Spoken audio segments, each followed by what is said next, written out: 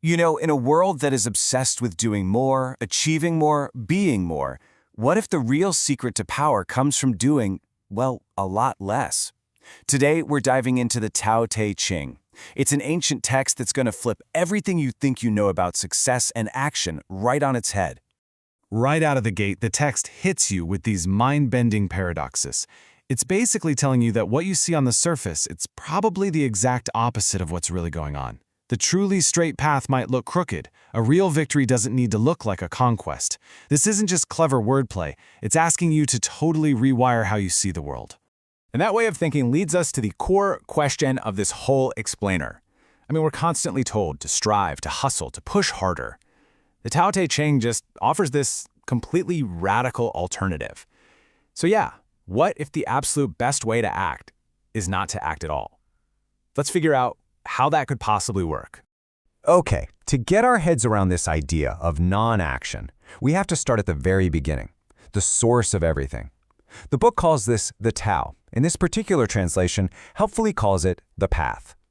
Think of it as the fundamental, natural, and usually invisible rhythm of the universe. The path that can be pathed is not the constant path. The name that can be named is not the constant name. It's the silent, invisible force that everything comes from. It's less of a destination you arrive at and more like the deep, powerful current of a river that's carrying everything along with it. And here, the text gets really interesting. It says that our own state of mind completely changes what we're able to see. When we approach the path with a quiet mind, without desire, what it calls nameless, we can sense its deep, subtle reality. But the moment we start slapping on our own labels and desires, it calls that named, we only see the obvious, surface-level stuff. It's the same source, but a totally different experience based on how you look. So if the Tao is this universal flow, how do we actually live in harmony with it? This brings us to our next big idea, T, which the translation we're using calls alignment. It's all about how you embody the principles of the path in your own life. Now, alignment is a really interesting modern take on the ancient Chinese character Te. If you break down that original character, it literally suggests something like to go with the heart's true seeing. It's about an innate, authentic moral compass. So alignment does a great job of capturing the result of living that way. As you can see, high alignment is that natural, effortless virtue. It doesn't have an agenda, it just is. Low alignment, on the other hand, it's all for show. It needs an audience. And because it has to shout about how good it isn't really alignment at all. And this slide shows the slippery slope that happens when we lose that connection to the Tao. First, the path is lost, so we have to invent rules for alignment. When that fails, we try to force benevolence, and then righteousness. And what are we left with in the end? Just propriety. Empty rituals, what the text calls the husk of trust. That, right there, is the beginning of real chaos.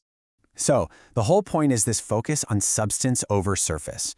The wise person, the one who gets it, lives in the fruit, not the flower. They choose the actual substance of alignment over the flashy but empty flower of just knowing the rules and going through the motions. They toss out that to hold on to this. So who is this person who actually lives this way?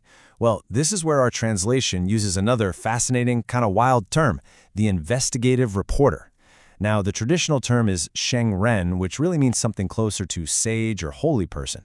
So investigative reporter definitely misses that spiritual side. But think about it. It cleverly captures the sage's role as someone who observes the world deeply, who understands the truth of a situation, all without interfering or becoming part of the story.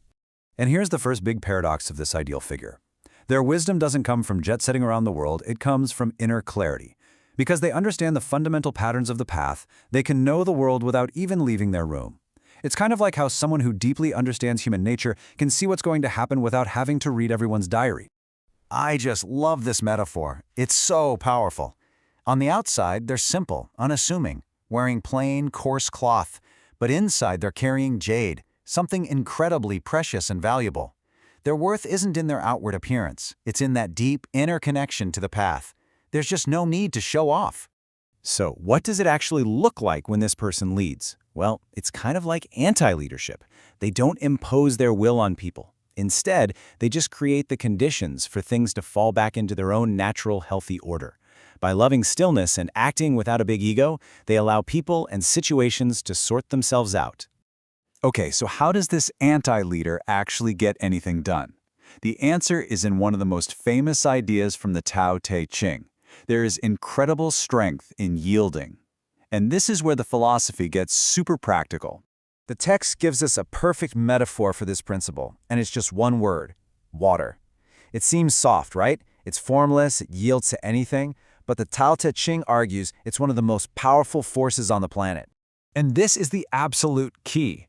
Water doesn't fight hardness with hardness. It flows around things. It patiently wears down solid rock over time. It always finds the path of least resistance. It overcomes the strong because it's soft. It yields, and in yielding, it always wins. The text draws this incredibly clear line between the qualities of life and the qualities of death. I mean, look at a living tree branch. It's soft, it's flexible, it bends in the wind. That's life. But a dead branch? It's hard, rigid, brittle. It just snaps. As the text says, the hard and the stiff, they're the companions of death. They're destined to fall.